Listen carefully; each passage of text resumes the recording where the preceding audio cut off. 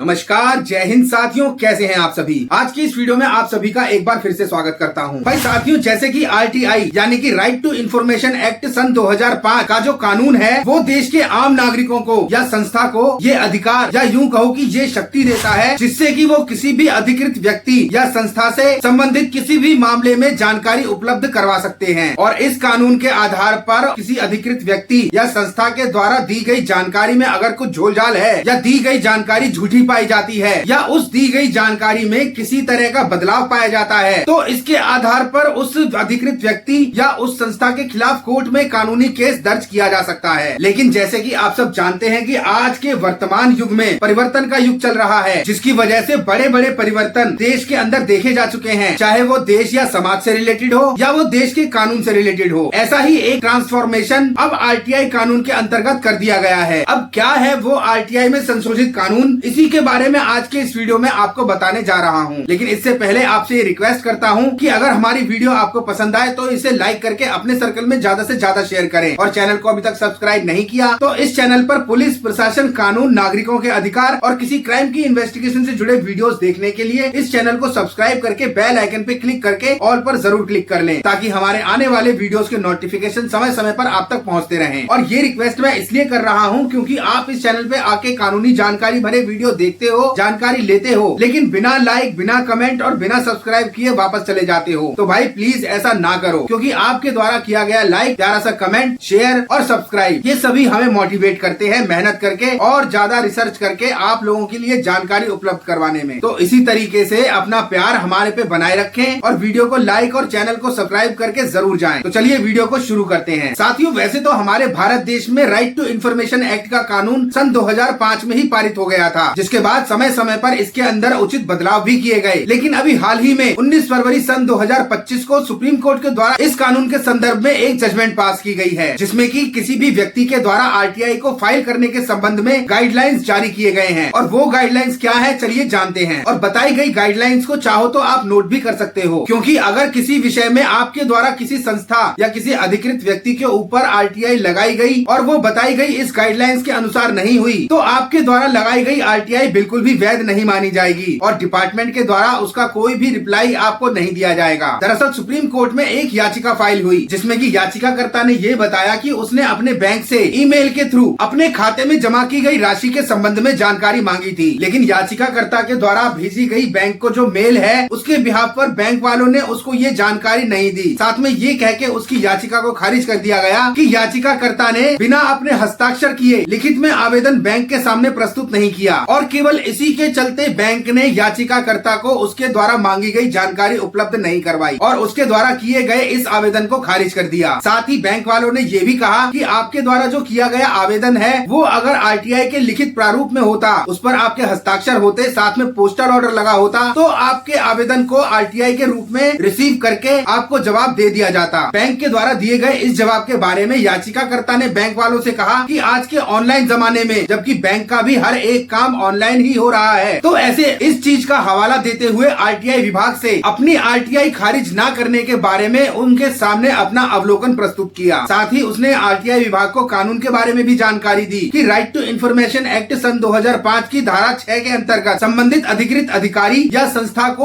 उसका जवाब देना ही था या फिर उस मामले के संदर्भ में अपना कोई पक्ष रखना था, न कि सीधा ही उसके आवेदन को खारिज करना था। क्योंकि जो चीज सिर्फ जनसाधारण की सहूलियत के लिए ही बनाई गई है उसका जनसाधारण को बेनिफिट देना यह अधिकृत व्यक्ति और संस्था का कर्तव्य भी है। लेकिन याचिकाकर्ता की इस दलील पर बैंक के वकील ने उन्हें ये कहकर फर्जी याचिका के प्रस्तुतिकरण को हटाने के लिए ही इस तरीके का नियम बनाया गया है। साथ ही बैंक के वकील ने यह भी कहा कि याचिकाकर्ता अगर अपने द्वारा किए गए आवेदन में अपने हस्ताक्षर करके और पोस्टल ऑर्डर लगाकर बैंक से ये जानकारी मांगता तो बैंक याचिकाकर्ता को वो जानकारी जरूर उपलब्ध करवाता। लेकिन अब जब ये मामला कोर्ट के संज्ञान में आया तो कोर्ट ने इस पूरे मामले में दोनों पक्षों को सुनकर कुछ गाइडलाइंस इशू करे और माननीय न्यायालय ने अपने गाइडलाइन से संबंधित इस जजमेंट में ये अवलोकन दिया कि ये बात सही है कि कोई यूनिवर्सिटी या बैंक या कोई भी अधिकृत संस्था, इन सभी को इस तरह के मामले में सतर्क रहने की जरूरत है। साथ ही संबंधित संस्था को इस बात की जांच करने का भी अधिकार है कि जिस मेल से उससे ये जानकारी मांगी गई है वो मेल उसी व्यक्ति के द्वारा की जा रही है या उसकी मेल का किसी अन्य दूसरे व्यक्ति के द्वारा मिसयूज करके वो जानकारी उनसे मांगी जा रही है। लेकिन इस तरीके से